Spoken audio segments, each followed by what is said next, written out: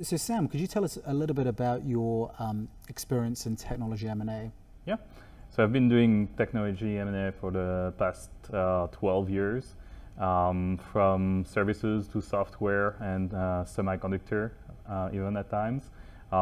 Enjoy going and advising founders, founder-owned companies, VC or PE-backed companies, and when I get a chance on the buy side as well. What are some of the most notable technology M&A deals that you've advised on? As notable as in size, I would say I was very involved in helping Goldman Sachs invest in IPO. That's probably like 4 years ago, and close to $1 billion transaction. They made a lot of money selling it back after. We're seeing, clearly a lot of demand for cybersecurity consulting and also software solutions. What are some of the trends that you're seeing in the space? So a lot of demand, yes. There is a very big gap between the impact of breaches, the impact of cyber attacks. It's evaluated at $6 trillion by 2021, and the spend in the space is about $250 billion. So it's like a 25 times gap between the two. And until the two are kind of in line, in check with each other, there's going to be even more spend to reduce the cost and on the flip side, grow the investment to prevent those breaches. So how is a lot of that growth in the cybersecurity solution space driving M&A and buyer demand? So first, interestingly enough, the growth has slowed from a 30-ish CAGR in the past, call it 15 years. You're looking at 10% growth a year, from 150 billion now spent to 250 in 5 years. So surprisingly, it has slowed from a higher number. However, it's not the end until we can reduce that gap between the cost of breaches and the spend to limit that cost. On the market, if you look at the Equitech index, cyber index, those companies are outperforming the S&P 500, I think by 20% over 2 years. We recently published a quarterly update on cybersecurity M&A. What were some of the key findings from that? One of them is actually on the solution side. Everyone had given the endpoint solutions for dead, and there is a renewed interest for those solutions. So recently, Silence was acquired by BlackBerry. Darkbytes was acquired by Sophos. Those are two major transactions in the past 6 months and much larger than most. Services side, a lot of interest for those talents, and one way of acquiring the talent is acquirers, or bringing a group of people that function together into a larger group that can sell much more broadly. Like Orange, we're talking about the E+, we're talking about Accentures of the world, Booz Allen even, all Capgemini, all these broader services companies have acquired some kind of skills into cyber. And those are quite important trends. Yeah, apart from the talent shortages that you talked about in the space, what else is driving a lot of the growth in pricing and a lot of the strong pricing for cybersecurity services and software businesses?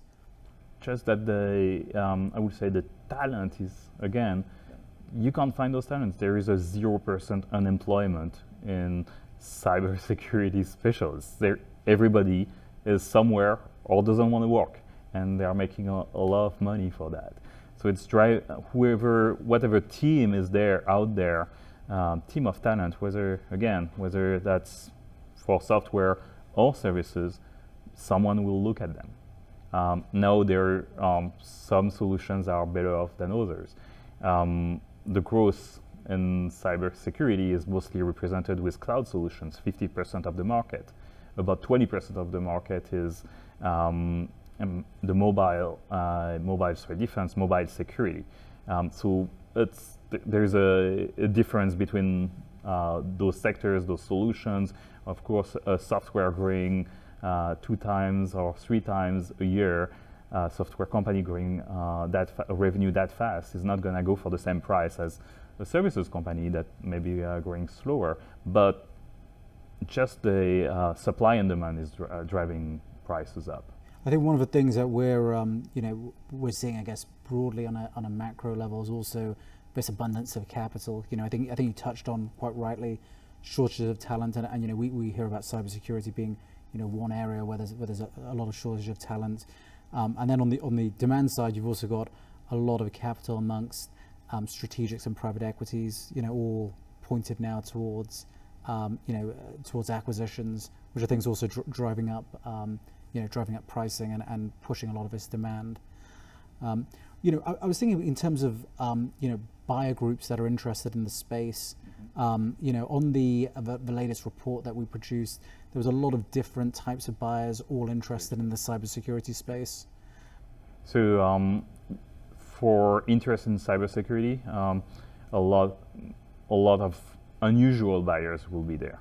The services buyer that we know very well at Equitech, the Altrans, the Capgeminis, Raytheon, more on the cyber side. Now those buyers that are typically cyber or defense buyers, but I would call it a little bit more the old guard, and then the software buyers, the Symantec of the world, and so on. One category that's very interesting is the private equity world. You touched on how much money there is out there to invest, the dry powder in bankers' jargon.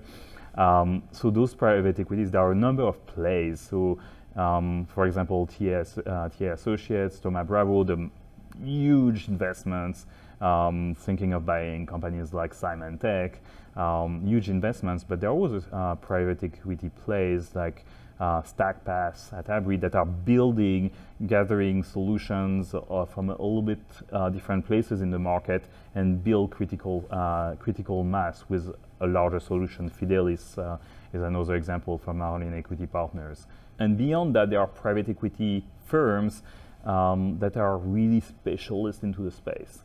And once these plays are in place, those private equity firms that have managed to build a coherent set of assets under one umbrella will drive some market power and be able to sell their assets where the sum of the parts is smaller than the overall company. Looking ahead, what are some of the trends in cybersecurity that we should be monitoring? I would say continued consolidation. One of the issues driving prices up is there are not that many large cybersecurity plays or companies of size. So we're going to be looking at sub 10 million companies, and we've been looking at sub 10 million companies going for very, very high, not even multiples at that point, very high price simply. So, with respect to all these market trends that you've discussed, how is this relevant to Equitech? So first, at Equitech, we look for talents. We have a history of looking into the knowledge economy and really finding how those talents are different than others and how to help them come to market, whether that's for an M&A transaction, whether that's a more longer term engagement with them. Once identified those, there are plenty of groups that are somewhere between security, providing services to firms. Some of it is security, but not all of it. And as we're helping them position themselves on the market, we can outline what makes them different and how a buyer should look at them and how much of those skills can go into the cyber market. Likewise, there's a big blend now between providing services on one end and creating IP that's relevant to cyber. Is a training solution, a phishing training solution, is that more services, or is it more the tools that you use that make it more of a software? Some will look at the growth and say, oh, because it's growing so fast, it's probably a software. But some will say, oh, it's still people delivering the solution. So I think at Equitech we have a good DNA of bringing those aspects of the firm up front and driving superior outcome for the companies we advise. And currently, is there any activity amongst clients that you're speaking with? Yes, so we have two mandates in the space.